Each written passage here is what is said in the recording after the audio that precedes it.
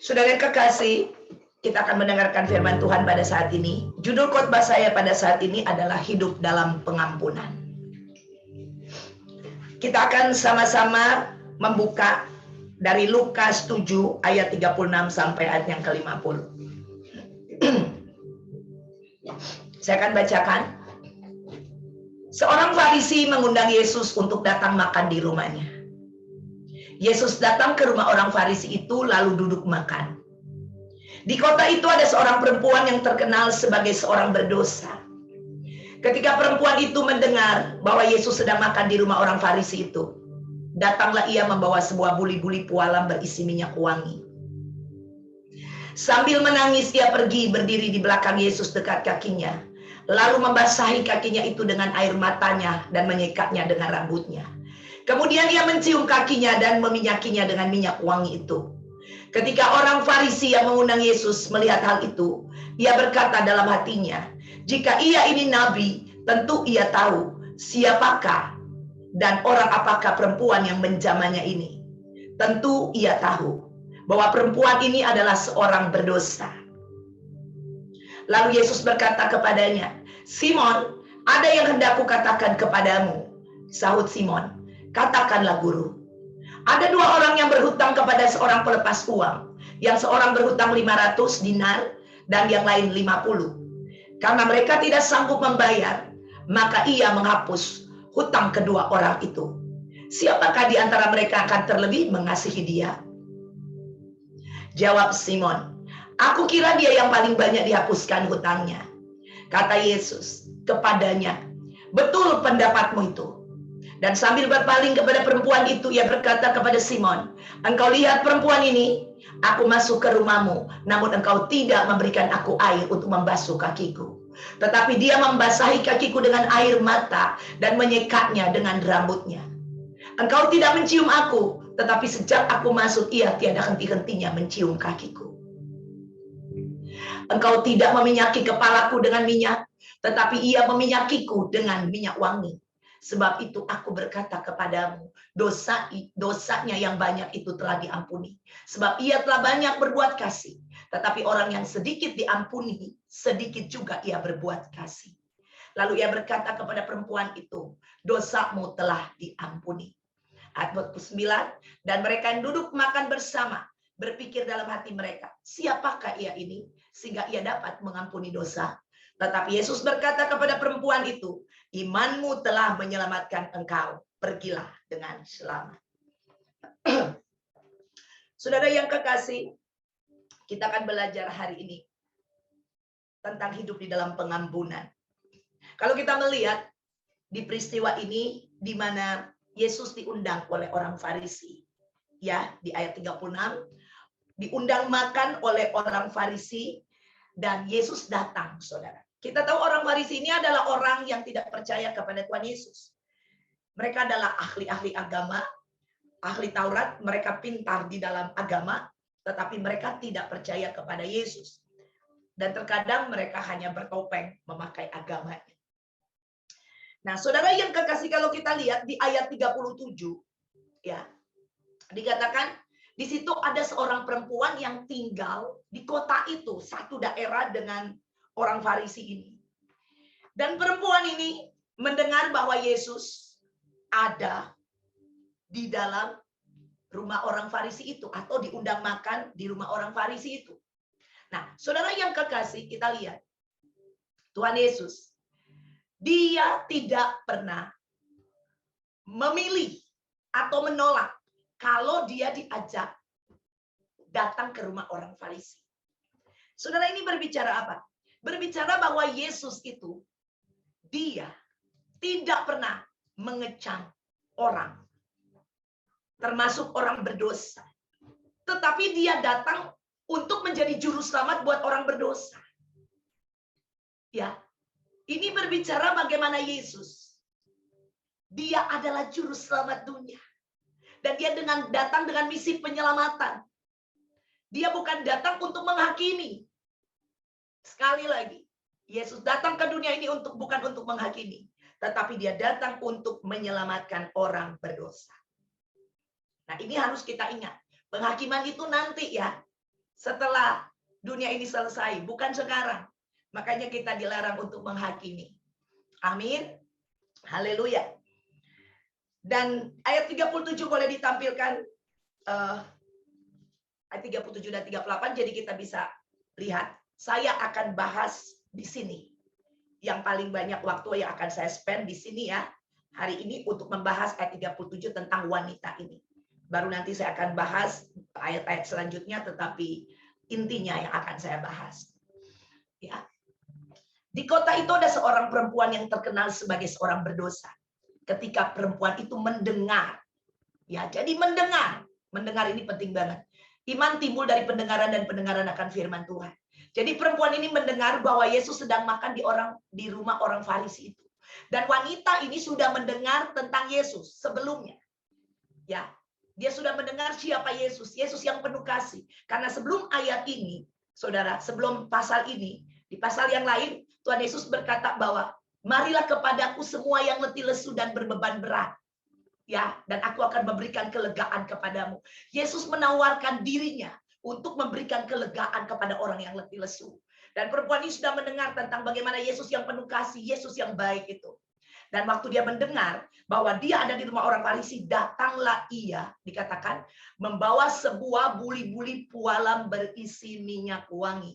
Nah, perhatikan ayat 37 ini, perempuan ini terkenal sebagai seorang berdosa. Oke, dan dia datang membawa buli-buli pualam berisi minyak wangi. Perhatikan di sini, wanita ini sudah terkenal di kota itu, di daerah itu sebagai orang berdosa. Berarti dosanya itu bisa dilihat oleh orang. Ya, makanya dia sudah terkenal dengan orang berdosa. Ada banyak orang, dosanya nggak bisa dilihat oleh orang. Dosanya di dalam hati. Dosanya di pikirannya. Dosanya pada waktu dia sendiri lagi buka-buka macam-macam di internet. Dosanya hanya dia yang tahu dan Tuhan. Tetapi dia juga orang berdosa. Jadi wanita ini dosanya kelihatan. Tetapi ada dosa yang tidak kelihatan. Dua-duanya berdosa. Jadi terkadang kita hanya melihat orang yang dosanya kelihatan, ya. Makanya terkenal karena dosanya kelihatan. Kalau orang-orang yang nggak terkenal tapi dosanya ada di dalam, ya, mungkin dia merasa lebih nyaman. Tetapi di mata Tuhan, engkau berdosa. Nah, wanita yang pendosa ini, dia datang kepada rumah orang Farisi ini dengan membawa sebuah buli-buli pualam berisi minyak. Saudara, kalau berbicara tentang buli-buli pualam berisi minyak ini, saudara, apa yang kita dapatkan di sini? Ini berbicara tentang buli-buli minyak ini, berbicara tentang buli-buli yang di dalamnya ada minyak wangi. Jadi buli-buli pualam ini adalah tempat di mana minyak wangi itu ada. Saudara yang kekasih, kalau kita belajar, orang Yahudi itu bukan orang Yahudi saja, tetapi sebelum orang Yahudi juga di firman Tuhan dikatakan, kalau ada tamu datang ke rumah seseorang, tamu itu biasanya dikasih air untuk membasuh kakinya, menyuci kaki, biar kakinya bersih baru masuk di dalam rumah. Ya, seperti itu. Atau kalau ada pembantu di dalam rumah itu, ya ada hamba ini akan membersihkan kaki tamu itu untuk masuk. Jadi disediakan air. Nah, buli-buli pualam yang dibawa oleh perempuan ini nilainya sangat mahal. Saudara, nilainya sangat mahal. Dan biasanya minyak wangi ini dipakai untuk mengurapi suami pada waktu malam pengantin pernikahannya. Ya. Jadi kalau menikah itu si istri akan mengoleskan, ya, mengurapi suami dengan minyak.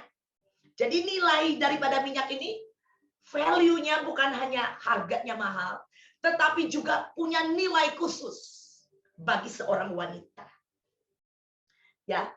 Dan wanita ini membawa buli-buli itu dengan maksud dan tujuan. Dan kita lihat sampai dia di sana, ayat 38 ditampilkan. Sambil menangis, ia pergi berdiri di belakang Yesus dekat kakinya. Ya. Jadi wanita ini dia pergi di belakang Yesus dekat kakinya. Jadi dia itu nggak menatap muka Yesus. Jadi dia ada di belakang. Dekat kaki Yesus. Dan sambil menangis. Saudara, wanita ini orang berdosa. Pada waktu dia berjumpa dengan Yesus, hatinya tidak tahan. Karena dia melihat pribadi yang begitu mengasihi, pribadi yang baik berdiri di depan dia. Saudara, waktu engkau datang kepada Tuhan, dan engkau datang mungkin dengan situasi dan keadaan. Mungkin engkau dalam keadaan yang tidak ada pengharapan lagi. Di kota itu dia terkenal dengan wanita yang pembuat dosa. Mungkin dia sering diejek. Mungkin dia sering dicela sama orang. Tetapi pada waktu dia berjumpa dengan Yesus, dia nggak tahan. Seseorang yang berjumpa dengan Tuhan tidak akan tahan. Karena kebaikan Tuhan, kasih Tuhan, itu akan terpanjat. Dan tidak ada satu orang pun. Kalau engkau sungguh-sungguh datang kepada Tuhan, engkau akan datang dengan hati yang terbuka. Banyak orang menyimpan sakit hati di dalam hatinya. Saudara, kalau engkau datang kepada Tuhan, engkau harus terbuka. Curahkan itu di hadapan Tuhan. Curahkan itu. Seperti nanti kita lihat wanita ini, dia mencurahkannya. Karena kalau kita memendam di dalam itu sangat tidak baik. Itu akan mengakibatkan tidak baik buat kesehatan kita. Buat tubuh kita. Orang yang suka dendam, suka sakit hati, itu akan menimbulkan penyakit.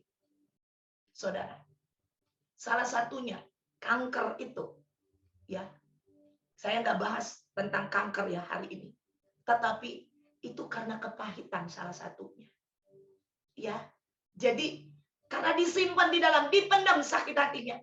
Saudara, mari. Siapapun engkau. Kalau mungkin ada situasi dan keadaanmu membawa engkau hari ini tidak bisa terbuka. Sakit hatimu engkau simpan di dalam. Hari ini mari datang kepada Yesus.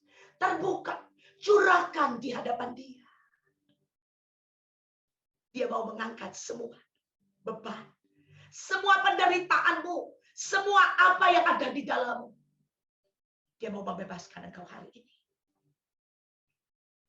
Wanita ini, dia berada dekat kaki Yesus. Dan dikatakan, ayat 38 tampilkan lagi. Lalu membasahi kakinya itu dengan air matanya. Nah, saudara yang kekasih. Dia membasahi dengan air matanya. Perhatikan. Dia terus-menerus menangis dengan air matanya.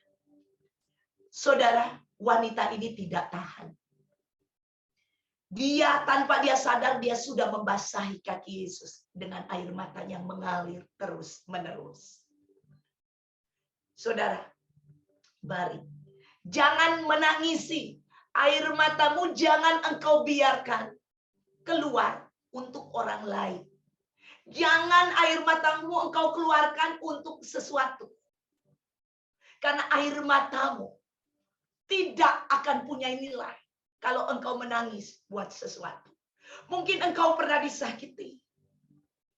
Mungkin engkau pernah merasakan itu. Sakit hati dari orang yang terdekat denganmu. Saya mau katakan, jangan menangis. Jangan keluarkan air matamu buat orang itu. Atau buat siapapun. Tapi keluarkan air matamu itu di hadapan Tuhan. Curahkan itu. Sampai engkau plong. Sampai tidak ada yang tersisa lagi. Buka itu di hadapan Tuhan. Curahkan itu. Sampai hatimu bersih. Jangan tahan.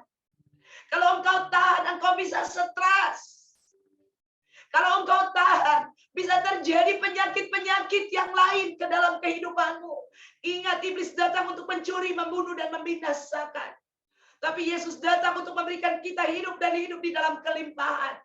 Tuhan mau membebaskan kita. Siapapun engkau. Kalau ada orang yang menuding engkau, menuduh engkau, mengata-ngatai engkau. Atau ada orang yang menganggap engkau hina. Atau memfitnah engkau. Atau bentuk apapun. Saya mau katakan, curahkan itu di hadapan Tuhan hari ini. Sehingga engkau dibebaskan. Tuhan mau membebaskan engkau. Dan dia mau menyembuhkan hatimu. Dia mau menyembuhkan, kalau bentuk sakit hatimu telah berubah menjadi penyakit, dia juga mau menyembuhkan penyakitmu pada hari ini. Haleluya. Yang berikutnya, 38 dikatakan, dengan air matanya dan menyekapnya dengan rambutnya. Nah, saudara yang kekasih, kita perhatikan di sini. Wanita ini, dia menyekap dengan rambutnya. Rambut berbicara adalah kehormatan bagi wanita. Berbicara tentang penudung kepala wanita. Kalau kita lihat di 1 Korintus 11 ayat 15, tapi tidak usah ditampilkan. Saudara, berbicara tentang penudung, berbicara tentang pelindung. Saudara, wanita ini, pada waktu air matanya membasahi kaki Yesus, dia menyekapnya dengan rambutnya. Ini berbicara tentang harga diri, perlindungan, di mana wanita ini menyerahkan seluruh perlindungannya dia kepada Yesus. Satu-satunya penolong. Dia hanya fokus kepada Yesus. Dia tidak hiraukan orang-orang di sekitar dia, saudara. Saudara bayangin air mata yang ada di kaki Yesus. Tentunya dia jongkok, dia duduk yang tadinya berdiri. Dan dia mulai menyapunya dengan rambutnya. Di situ ada banyak orang yang di situ, saudara. Dikatakan orang-orang ini, kalau Anda lihat, orang-orang ini bukan orang-orang percaya yang hadir di situ. Bukan orang-orang percaya kepada Yesus. Mungkin orang-orang ini adalah orang-orang yang pernah menuding dia, yang pernah menuduh dia.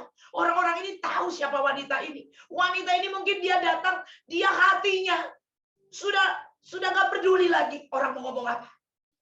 Dia hanya fokus saat ini, hanya Yesus. Satu-satunya penolong dia, pengharapan dia, pelindung dia.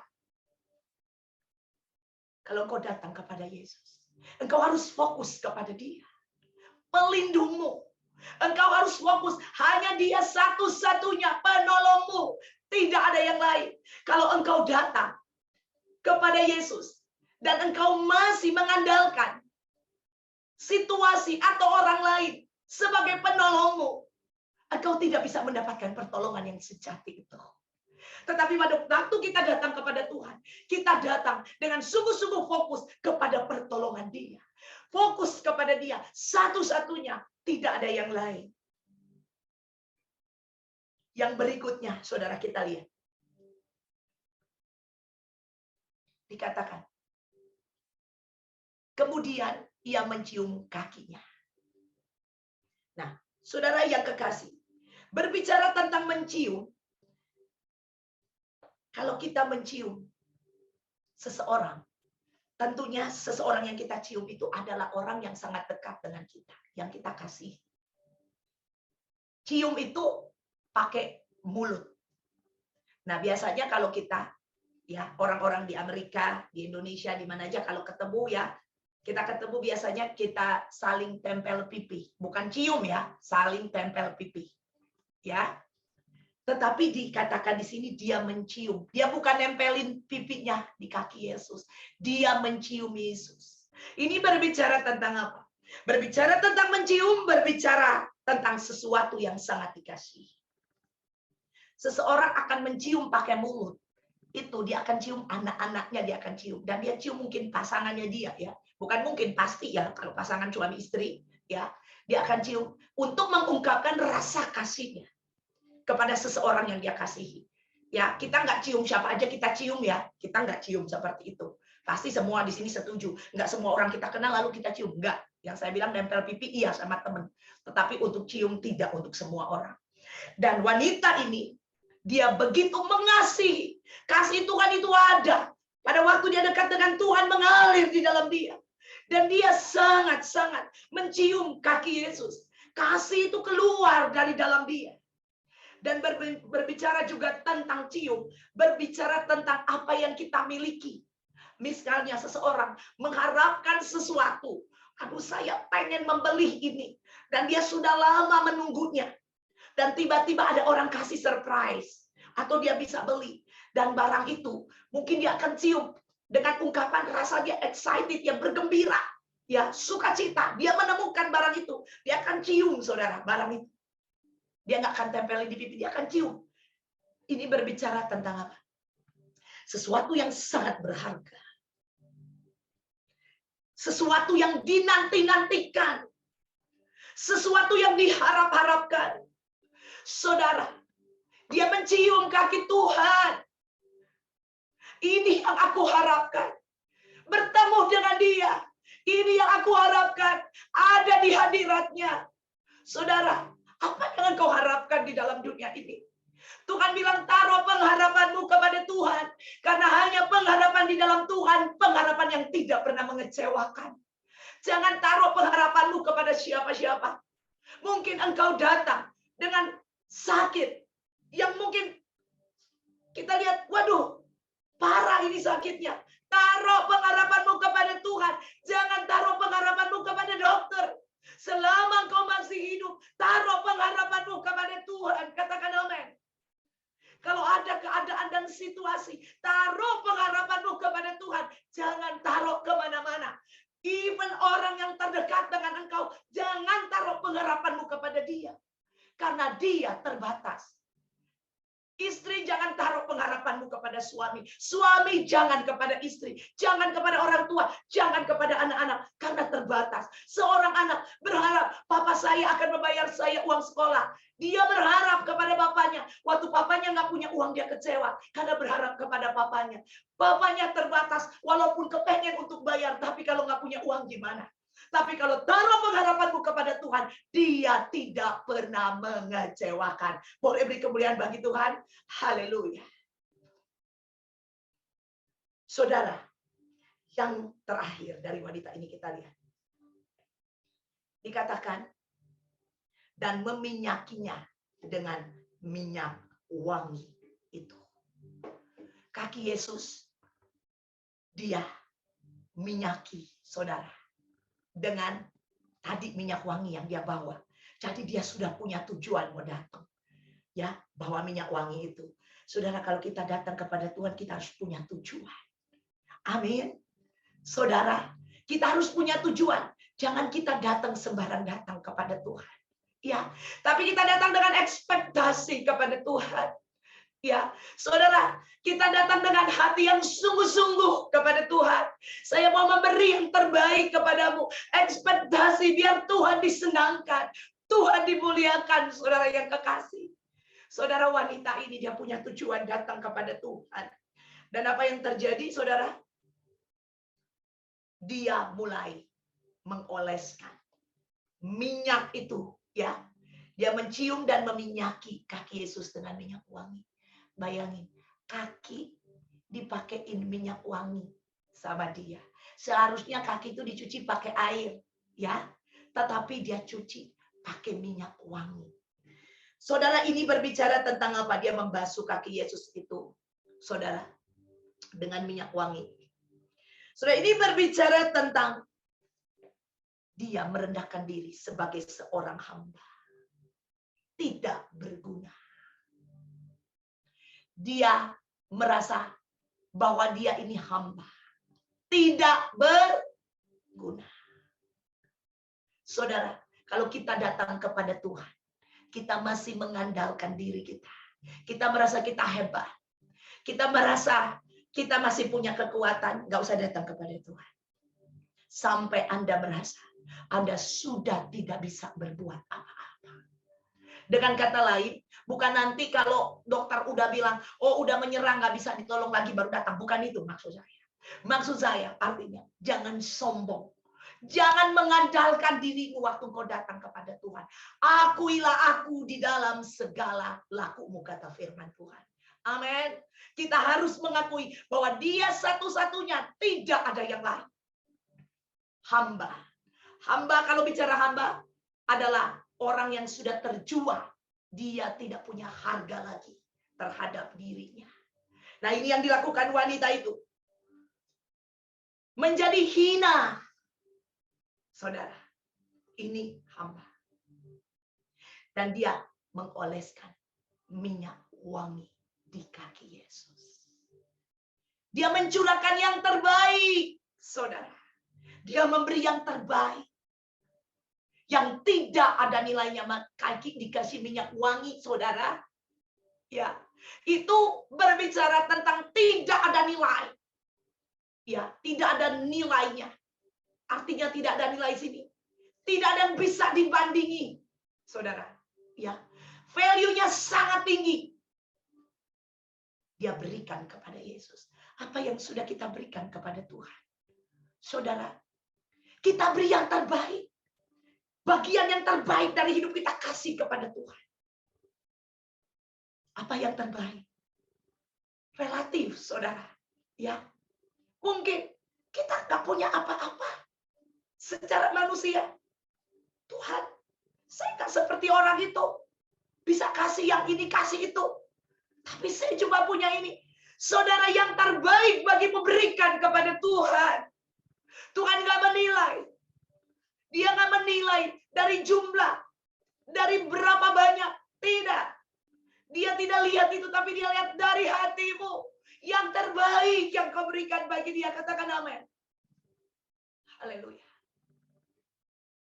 Saudara, ini berbicara tentang pengampunan. Berbicara tentang pengampunan ini, saudara yang kekasih. Hidup di dalam pengampunan ini. Kita harus seperti wanita ini. Tindakan kita di dalam kehidupan kita.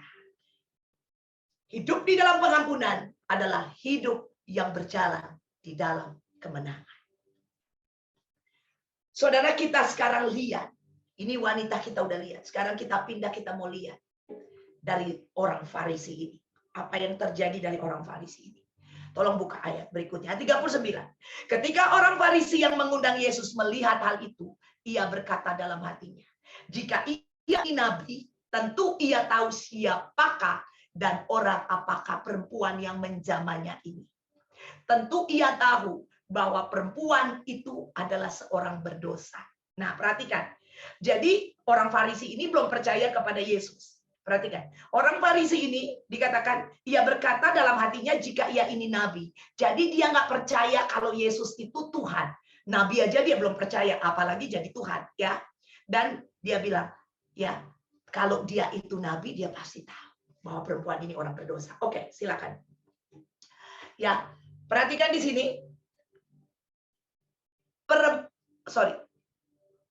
Orang Farisi ini di pikirannya, di dalam hatinya, dia bilang, perempuan ini kalau dia nabi, dia akan tahu perempuan ini siapa. Perempuan ini orang berdosa. Saudara, banyak orang gampang banget menghakimi orang.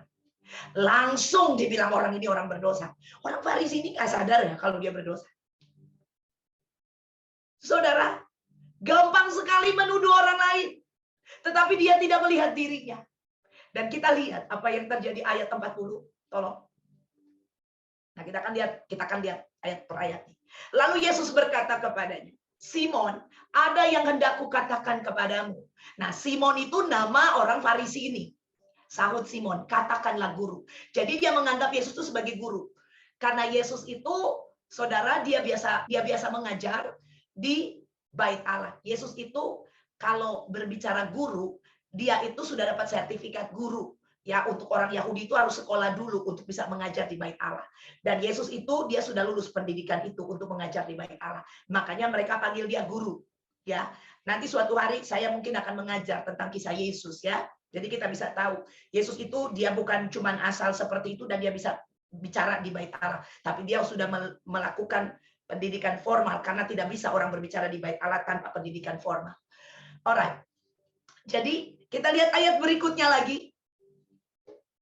Saudara yang kekasih, Yesus berkata kepada Simon ini, ada dua orang yang berhutang kepada seorang pelepas uang. Yang seorang berhutang 500 dinar, yang lain 50. Jadi ada dua orang berhutang, satu 500, satu 50. Yang berikutnya ayat 42.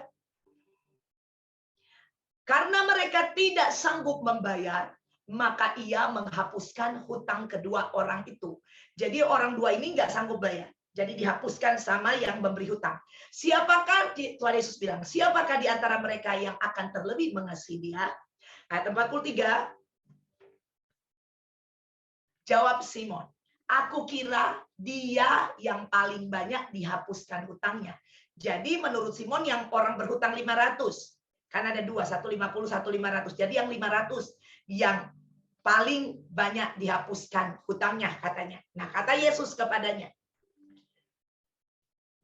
silakan, betul pendapatmu. Jadi Yesus setuju dengan pendapatnya Simon. Sekarang kita pergi ke 44. Dan sambil berpaling kepada perempuan itu, ia berkata kepada Simon, engkau lihat perempuan ini. Aku masuk ke rumahmu, namun engkau tidak memberikan aku air untuk membasuh kakiku. Tetapi dia membasuh kakiku dengan air mata dan menyekaknya dengan rambutnya. Saudara, jadi kita lihat di sini. Ya. Jadi Tuhan Yesus memberikan perumpamaan kepada Simon bahwa ada dua orang ini. Yang mana yang merasa dosanya paling diampuni dan banyak berbuat kasih. Ini orang yang dosanya diampuni yang paling banyak, kata Simon, dan Tuhan menyetujui itu. Saudara yang kekasih, berbicara tentang dosa. Satu dosa sama banyak dosa di mata Tuhan sama. Yang namanya dosa, engkau pendosa. Ya, satu, engkau bikin dosa satu. Adam dan Hawanya satu dosa, udah keluar dari Taman Eden. Dan kita lihat, banyak sekali di dalam gereja Tuhan, kita menghakimi orang. Kita melihat dosa orang-orang itu, tapi kita tidak melihat dosa kita. Itu yang pertama. Yang kedua, di dalam gereja Tuhan, ya, banyak sekali terjadi demikian. Orang melihat apa yang kelihatan, tapi yang tidak kelihatan dia nggak tahu. Padahal yang paling penting itu yang di mata Tuhan, bukan di matamu. Ya, yang nomor 3. Saudara yang kekasih, kita harus sadar. Semua orang mempunyai latar belakang yang berbeda. Saya punya latar belakang yang berbeda, Anda punya latar belakang yang berbeda. Kalau ada orang percaya, ya, orang percaya di dalam Tuhan dia baru. Atau mungkin dia juga udah lama. Tetapi dia masih hidup mungkin di dalam dosa yang Anda lihat pakai mata. Jangan cepat-cepat kita menghakimi orang itu. Introspeksi dulu diri kita. Ya, yang nggak kelihatan dosa kita apa. Baru kita, itu pun kita udah tahu dosa kita nggak boleh menghakimi dia. Baru kita, saudara, melakukan tindakan. Kalau kita lihat ada orang seperti itu. Tindakannya apa? Bukan menghakimi. Tindakannya bukan kita judge orang dan bukan kita omongin dia. Bukan. Tindakan yang harus kita lakukan adalah merangkul dia, mengasihani dia. Saudara, itu yang dilakukan oleh Tuhan. Tuhan tidak point fingernya kepada orang dan berkata, kamu ini. Dan tidak ada pengampunan. Saudara lihat di sini, saudara yang kekasih. Tuhan datang dengan pengampunan. Untuk itu, mari gereja Tuhan. Kita jangan melihat orang seperti itu. Kasihani mereka. Mungkin Anda lahir dari keluarga yang waktu Anda buka mata, oh, orang tua saya udah baik. Dia papa yang baik, ya, dia ibu yang baik. Dan saya juga dibesarkan dengan perbuatan baik orang tua saya. Walaupun orang ini mungkin belum di dalam Tuhan dulu. Tapi perbuatan baiknya bukan perbuatan baik yang bersumber dari Tuhan, maksud saya ya. Kalau kita lihat misalnya gini, oh ada orang nih, orang di luar sana. Orang di luar sana dia ini bukan orang percaya. Tetapi kok dia nggak tukang, ini yang bukan tukang copet. Tapi itu orang ke gereja loh, tapi tukang copet. Ya, ada orang yang belum percaya kepada Yesus, tapi orangnya kok lebih baik daripada orang yang udah percaya kepada Tuhan Yesus. Baik dalam arti orang itu suka kasih, memberi gitu ya. Tetapi balik lagi, ini baik menurut yang manusia lihat. Kok seperti itu? Jadi ada orang-orang sebelum bertobat, dia diraise atau dibesarkan dengan hal-hal yang demikian. Jadi mungkin dia juga nggak sempat frustasi waktu kecil. Dia nggak sempat berbuat hal-hal yang nggak benar. Dia nggak hidup di dalam broken home, keluarga yang hancur. Tetapi ada orang dilahirkan dari keluarga yang hancur, saudara yang kekasih.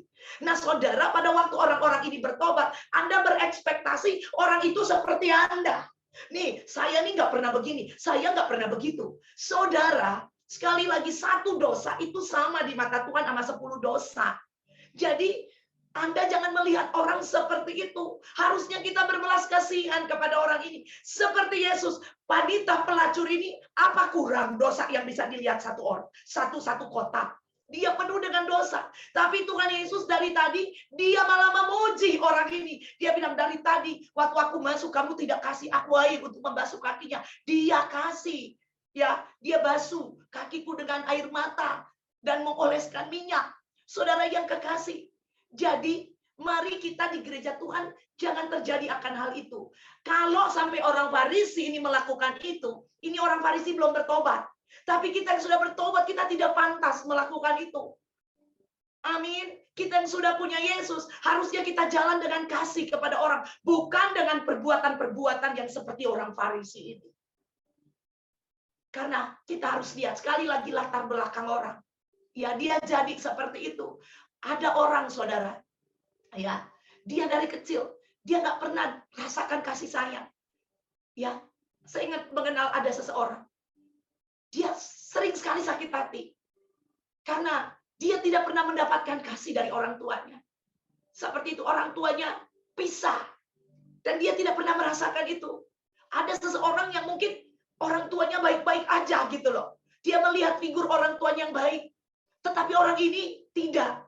Dan Anda berharap orang kedua ini sama gitu. Seperti itu. Di mata Tuhan sama, Tuhan sanggup menolong. Tapi mungkin yang ini masih takes time. Tolong, mengertiin, bimbing dia. Bukan kita hakimi dia. Tuhan datang sekali lagi buat orang berdosa. Dia datang, saudara, untuk membenarkan kita. Bukan karena kita benar. Dia datang untuk mengampuni kita. Karena kita orang-orang berdosa semuanya. Kalau Tuhan bisa ngampuni kita, masakan kita nggak bisa ngampunin orang lain? Saudara, firman Allah berkata, ampunilah saudaramu. Kasihilah musuhmu. Itu berbicara hati Tuhan. Tuhan mau supaya kita punya hati mengasihi musuh kita. Itu hatinya Tuhan. Kalau kasihilah musuhmu berarti Tuhan gak judge kan? Gak hakimi kan? Amin. Kok kita berani-berani menghakimi? Berbuat baiklah kepada orang yang menyakiti hatimu. Kalau Tuhan sendiri suruh berbuat baik, apa hak kita untuk membalas kepada orang itu? Amin. Ini kita perlu tahu. Gereja Tuhan harus menjadi terang dan garam di muka bumi ini. Amin. Banyak orang di luar sana nggak berani masuk ke gereja karena dipikir, karena orang Kristen menganggap dirinya udah paling kudus. Kita kudus karena kita dikuduskan. Saudara, bukan karena kita kudus, tapi Tuhan menguduskan kita. Tuhan membenarkan kita. Untuk itu, mari kita membawa ini. Kasih kepada manusia. Berikan itu kepada dunia. Dunia memerlukan ini. Orang-orang di dalam gereja memerlukan ini, saudara yang kekasih. Katakan amin. Haleluya. Kita lihat ayat selanjutnya. Engkau tidak mencium aku, tetapi sejak aku masuk, ia tiada henti-hentinya mencium aku. Tuhan sedang berbicara sekali lagi. Lihat dirimu, jangan lihat orang lain. Ya, wanita ini, dia mungkin pendosa terkenal. Tetapi apa yang dia perbuat kepadaku tidak seperti engkau. Ya, 46. Engkau tidak meminyaki kepalaku dengan minyak, tetapi dia meminyakiku dengan minyak wangi. Ya, seperti itu, minyak wangi. Ya, luar biasa. 47. Sebab itu aku berkata kepadamu, dosanya yang banyak telah diampuni, sebab ia telah berbuat kasih. Tetapi orang yang sedikit diampuni, sedikit juga berbuat kasih. Ya, pegang ayat ini. Orang yang sedikit diampuni, sedikit juga berbuat kasih. Jadi kalau orang yang datang kepada Tuhan merasa dirinya diampuni, ya bukan kita tunggu berbuat dosa banyak dulu, baru kita merasa bahwa kita lebih banyak dikasihi. Bukan saudara. Ini berbicara pada waktu kita datang kepada Tuhan, kita harus datang dengan merasa bahwa Tuhan, satu dosa aja udah bisa pisahin saya udah bisa terpisah dari Allah. Jadi kita bersyukur kalau kita diampuni, kita dikasihi, sehingga kita bisa mengampuni dan mengasihi orang lain. Amin. Seperti itu. Tapi kalau Anda merasa saya ini orang baik-baik, saya orangnya seperti ini, dia yang jahat, saya baik. Anda nggak merasa bahwa Anda diampuni oleh Tuhan. Anda nggak merasa bahwa Anda dikasihi dan dibenarkan oleh Allah. Anda merasa itu perbuatan baikmu. Anda merasa lebih karena Anda berbuat baik. Ini nggak boleh ada di gereja Tuhan. Di gereja Tuhan harus rendah hati. Merasa bahwa Tuhan, aku mengucap syukur karena satu dosa saya udah buat saya masuk neraka. Tapi Tuhan ampuni dosaku. Dan kalau Anda merasa setiap hari Anda diampuni, hidup di dalam kuasa pengampunan setiap hari, maka Anda akan menjadi perpanjangan tangan Tuhan. Anda akan merasakan apa yang orang itu rasakan. Kalau Anda sudah diampuni by the grace, hanya dengan kasih karunia Tuhan, Anda juga harus melihat orang lain itu, dia juga diampuni oleh Tuhan. Haleluya. Yang terakhir, kita buka ayat. Lalu ia berkata kepada perempuan itu, dosamu telah diampuni.